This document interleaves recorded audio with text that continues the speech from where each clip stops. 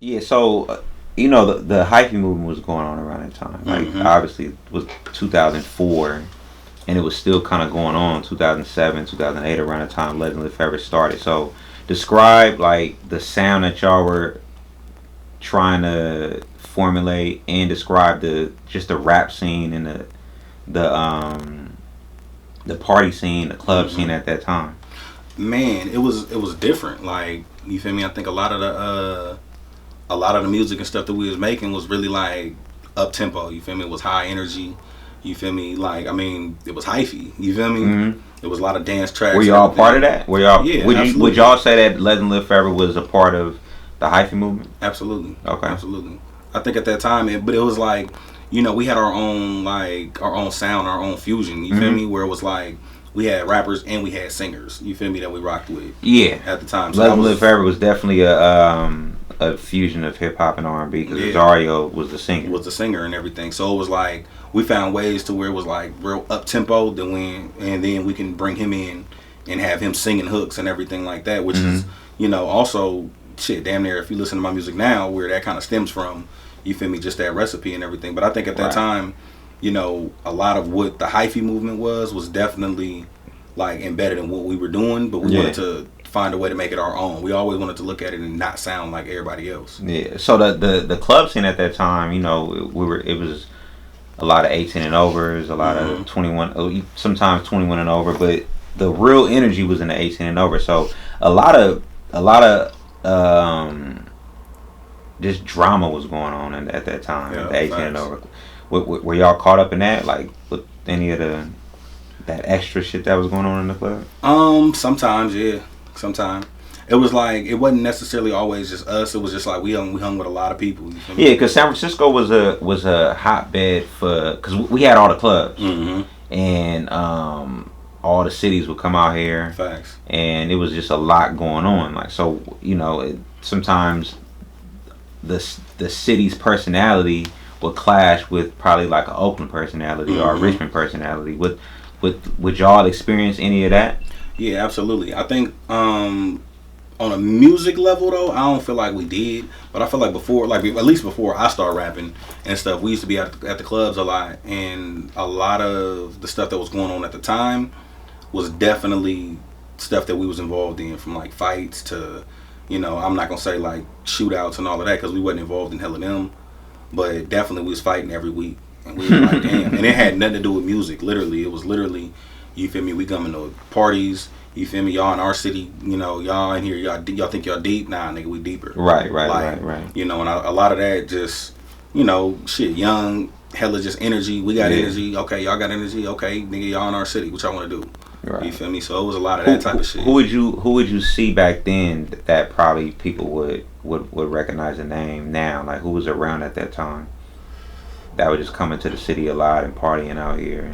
Around that time. Yeah, around the late hyphy movement time, 2007, 2008, 2009. Shit, I remember when D-Lo dropped.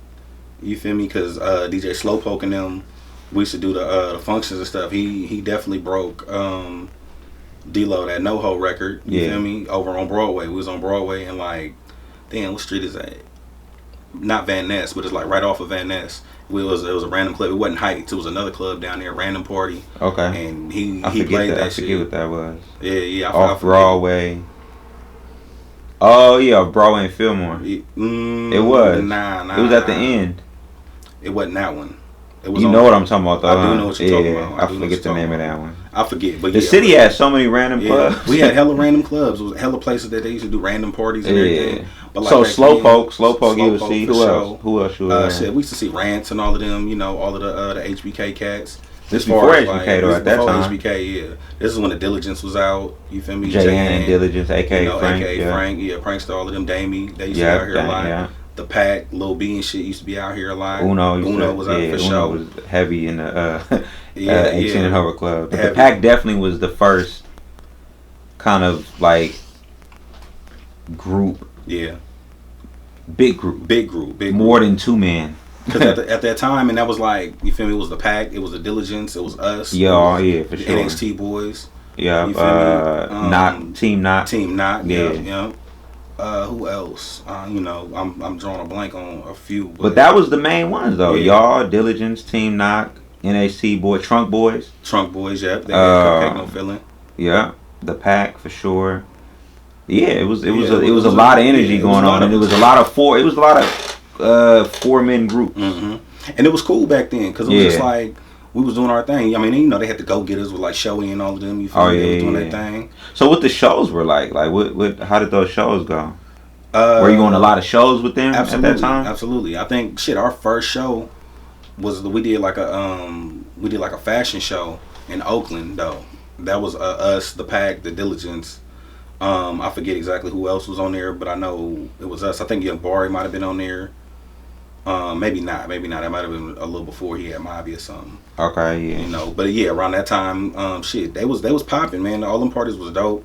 Like they used to have the college parties. We used to be out there with Gunna and El Solo and stuff. Cause I know they used to be doing shows up in Sac hella much. So when we go to Sac, they'd be like the niggas out there. So Gunna was beating up Sac. Yeah, he was out there. And then once we got a hold of Sac, it was us, it was them, it was NHT.